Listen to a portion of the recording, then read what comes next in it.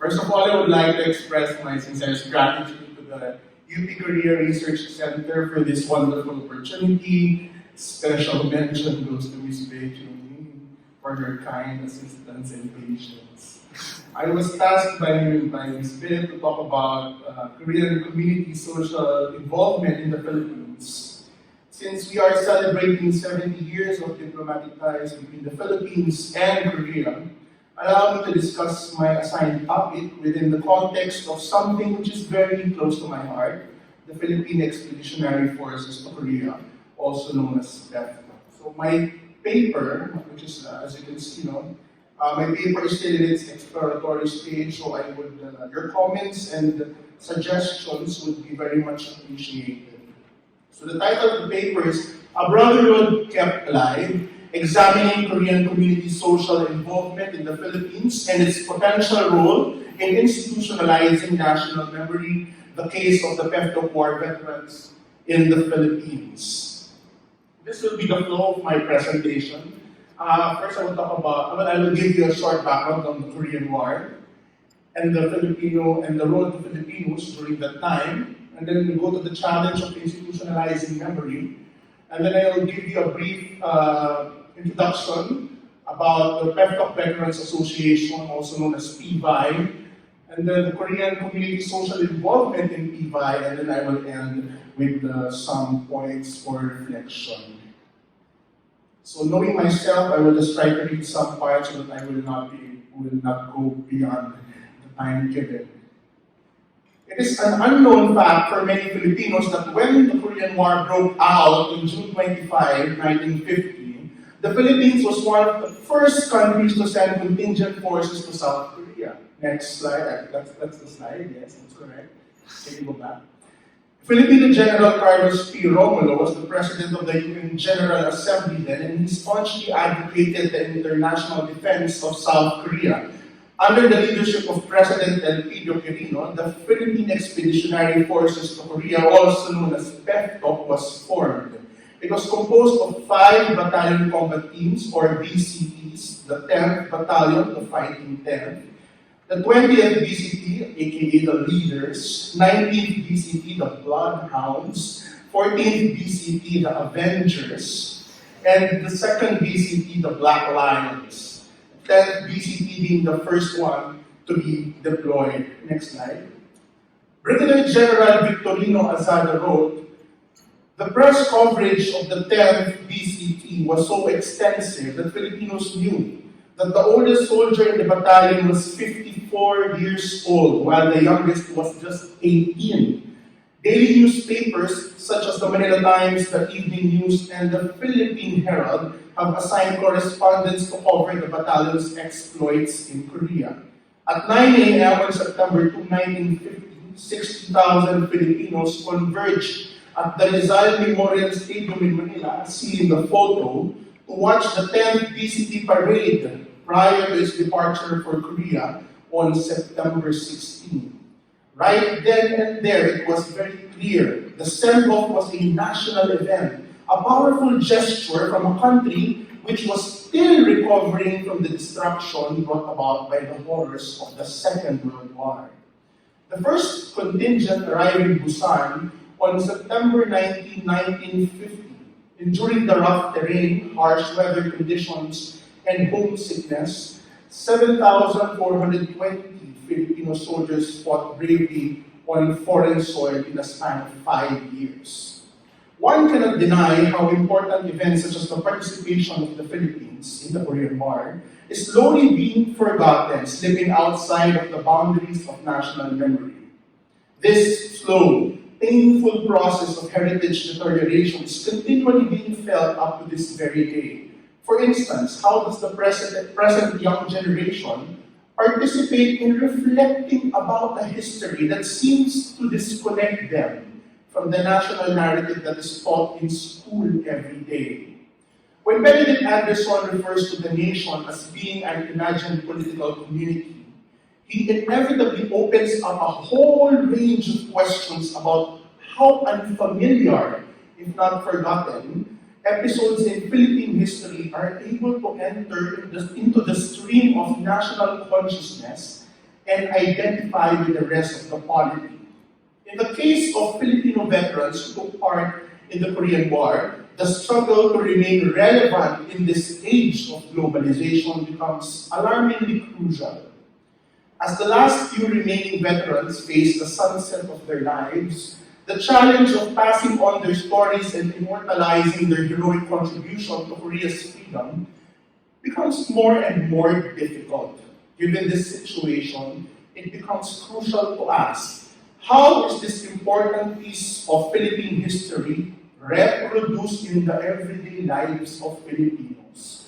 How is heritage preserved and its lessons passed on to future generations? What are the challenges of institutionalizing memory in Philippine society, and who can be our partners in pushing for this advocacy?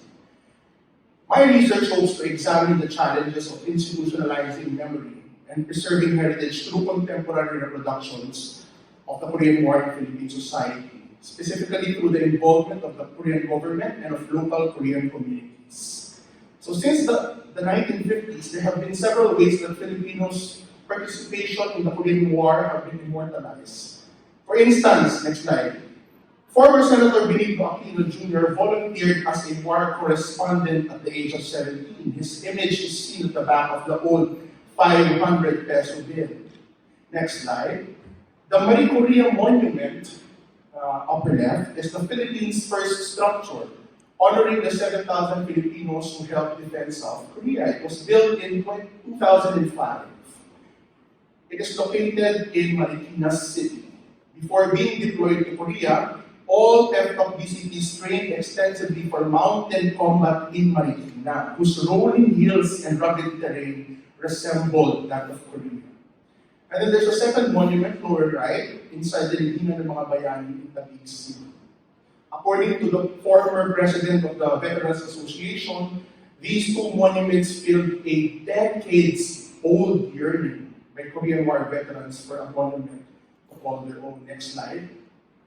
The Philippine Embassy in Korea also commemorates the sacrifices of Filipino soldiers every September at the Philippine Monument in Goyang City. So two forgotten memorials which were erected in the 1960s to honor their courage during the battlefield were accidentally discovered in 2008. On August 4, 2000, Presidential Proclamation 535 was signed declaring September 7 as Korean War Veterans Memorial Day. Next slide. The Korean War is also immortalized in several feature films and documentaries such as 10th Battalions of 38th Parallel, 1951, Korea. Was directed by national artist Gerardo de Leon. Next one is Korea. It was directed by national artist Lamberto Villavellana with screenplay by Benigno Aquino Jr. Next slide. Batalyon Pilipinos sa Korea, which was directed by Carlos Tolosa. Lagablab sa Silangan, Sunset over Korea. Was directed by Constancio Villamar. And we have a documentary, The Forgotten War, tells about Filipinos who fought the Battle of Lutong Bridge by Carlo Cruz, which was produced 53 years after Lagablab sa Silangan. However, there's a clear absence or no mention of the Philippines' role in the Korean War in local textbooks and history lessons. Next slide. After the war, the PEFTOC Veterans Association was conceived in 1955 by top officers of the organization. It was officially registered with the SEC, or the Securities and Exchange Commission, in 1959 and had an initial membership of 7,500. The aims of PVI are fourfold: to uplift the economic well-being of the veterans, to preserve and maintain a scholarship program for the descendants, and provide burial assistance. Next is to further improve the relationship between Filipino veterans and the Korean community in the Philippines. And last one is to do acts and deeds and to undertake activities not otherwise prohibited by law for the accomplishment of these aims. With the cooperation of then Commanding General of the Army, Major Zagala, a Latin Fort Bonifacio was chosen and acquired by PVI. AFP Chief of Staff General Espino gave the permit to put up a national headquarters on September 26, 1972, 5 days after Marcos's proclamation of martial law.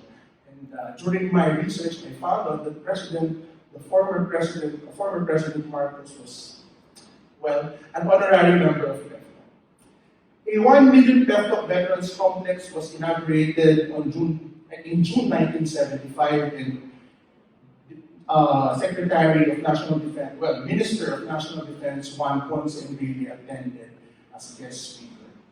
Unfortunately, this building was included in the government sale of a portion of the Fort Bonifacio Military Reservation to Ayala Land for property development. For many years, the veterans had no home they can be proud of and call their own. They remained homeless, stayed in a small building inside Camp Ateneo in Quezon City.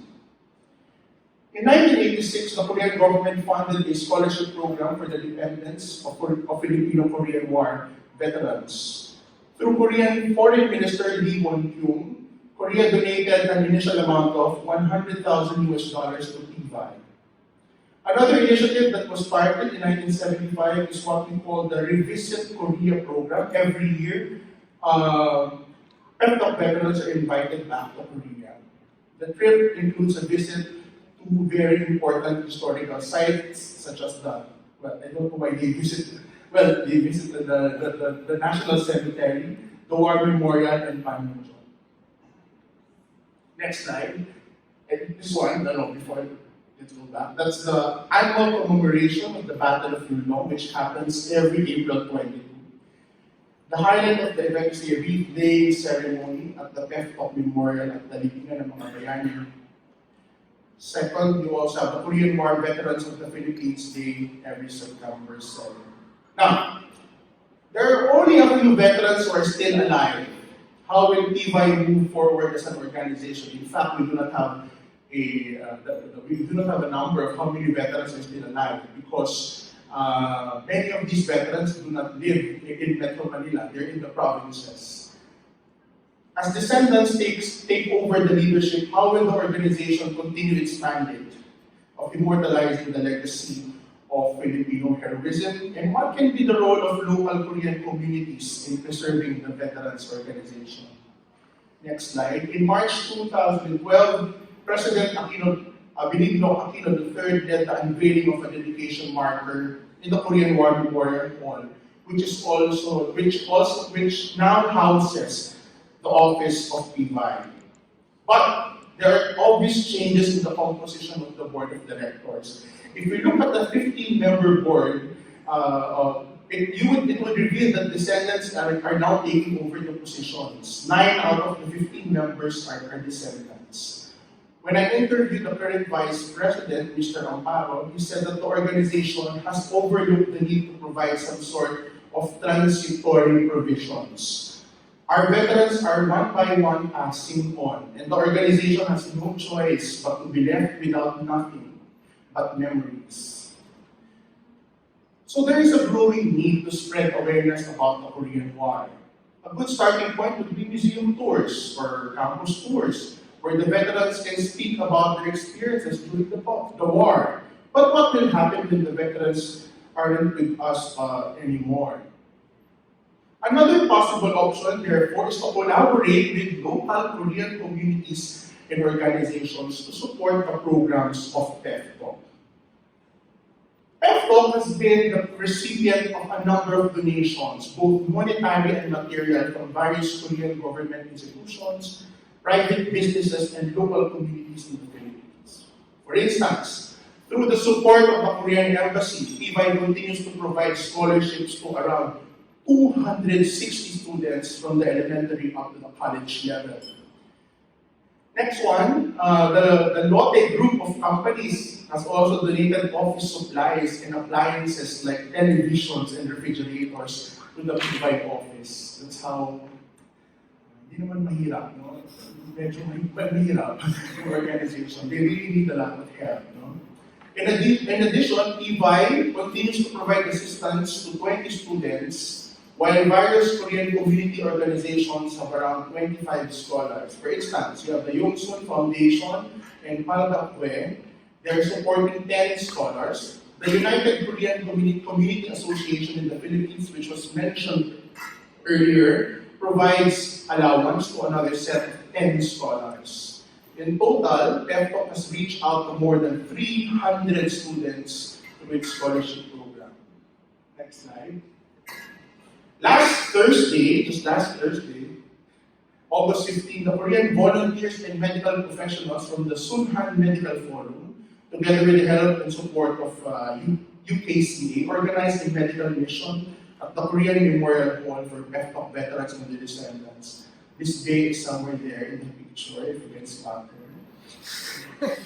Some of the medical services that were offered include eye checkups, acupuncture, ultrasound, laboratory tests, and free medicine. One of those who were instrumental in making this event possible was Mr. Lee Jong-suk of UKCA. According to him, Korean communities in the Philippines spearhead and organize these activities for just one sole reason. It is their humble way of showing their gratitude for all the sacrifices made by the Filipino soldiers. Mr. Lee believes that there is still so much that we can do to educate Filipinos about the contribution of Korea's fight for freedom and democracy. Next slide. Next slide. For instance, this is very interesting. One of Mr. Lee's most recent projects involves the renovation of the Marie Korea Monument. Hindi sa gobyerno ng galing, sa pribadong sektor pa. For 3 months, he sought help from various donors by posting announcements on newspapers and organizing fundraising events.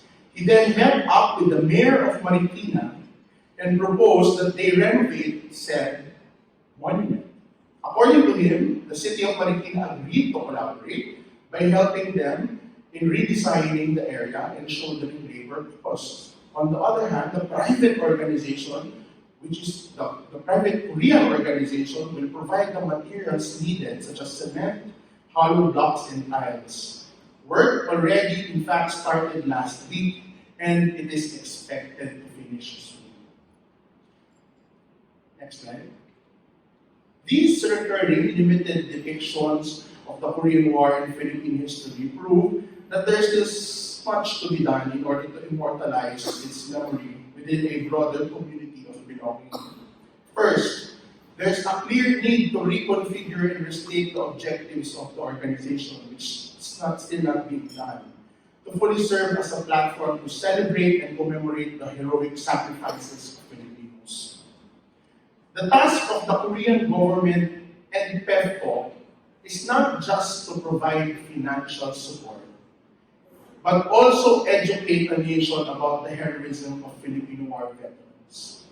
Second, time is running out. We need to document the stories and interview the last few remaining veterans in order to preserve the institutional memory of the organizations. And I think descendants play an important role in spearheading this movement. Third, education is still the best entry point and platform in preserving the memory of this important event in Philippine history. Most important of all, local Korean communities and organizations in the country play an indispensable role both in reaffirming the deep brotherly ties between Filipinos and Koreans, and in fact, in contributing to the survival of the Veterans Organization. Allow me to end my presentation with a short excerpt from William Shakespeare's Henry V. From this day to the ending of the world, but we in it shall be remembered. We few, we happy few, we band of brothers. For he today that sheds his blood with me shall be my brother. Once again, thank you very much for this opportunity. Mabuhay po ang mga veteranong Pilipino. Kamsahamnida.